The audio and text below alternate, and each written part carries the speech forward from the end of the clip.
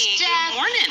And we're talking about this article that just came up in the Toronto Star this morning, and it is recommending risky play for kids. This recommendation is coming from the Canadian Pediatric Society, and it's something that you may not think about, but this is all stemming off of the toboggan ban of late on about 45 Hills here in Toronto. The consequence, according to the Canadian Pediatric Society, is that kids, unfortunately, they won't be able to build the ability to deal with anxiety. It actually plays a role in the rising mental health crisis in kids. They should be taking risks to teach them how to manage stress. It challenges them to think and assess judgment as well.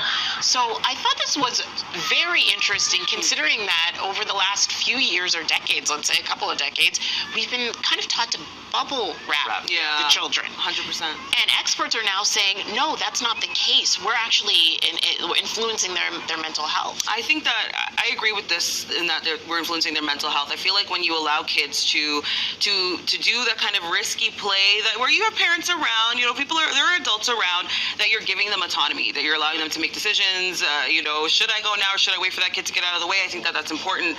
But I feel like when me and Frank were talking earlier, that it's about just, I feel like, structure on the tobogganing hills, some rules, regulations. You were saying it's like we should get a lifeguard kind of situation. It's almost like a tubing guard. Like I think about tobogganing guard. Like I think about tube hills that you see a lot of ski resorts. They're very organized. Where if somebody is down on the hill, they don't let anybody else go down. Everybody's actually walking up the hill on one side, going down on the other side.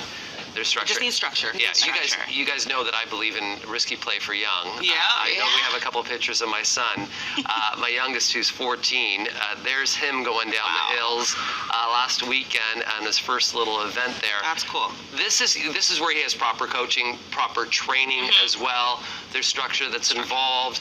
This is calculated risk. So I'm a full believer in taking calculated risk with your kids to let them kind of reach their potential, let them do what they want to do, and at the same token, let them learn a lot of life skills about trying to navigate, even feeling when you're at the top of the hill, should I go? And sometimes our kids need to be more uncomfortable. And that's going to teach them in life a lot of life lessons, and just being outdoors is so important. So important, But we need to make sure we put it so it's as safe as possible. 100%. And this all goes down to liability. This whole ban is all about insurance. And the cost of insurance, even for snow removal companies, if you're wondering why there's less people out there plowing snow, it costs so much in terms of insurance. This is all the city trying to make sure that they save themselves from a liability perspective. Yeah, and speaking of that, Councillor Brad Bradford, he was in here last week talking against the ban that has been put on 45 Hills. He is going to present a motion to reverse that next week because he wants this to be a fun city. And, I always think about back when we were kids, and how we all survived. We all survived. You know what I mean? Like we actually were out all day. Our parents had no clue where we were. There were no phones. Get back before the lights go on. We used to sit in a station wagon at the back of the car, facing the cars coming towards us. Not to say we want to do that today, but I mean, like we all lived. We lived. We survived.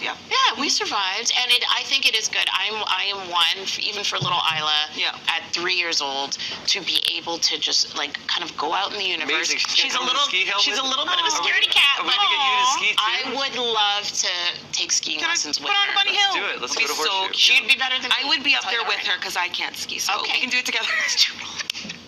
Auntie Steph is coming. Let's go. Steph's coming. All right. Let's go, Isla. This could be a good thing and a really bad thing. Or a bad thing. But you know what? We'll see. We'll learn how to deal with the risk. We're going to deal with the risk. 6:27 here on BT. Let us know what you think at Breakfast TV on Twitter. We're going to say good morning to Sid coming up after the break, and we'll have your top stories. You're watching BT.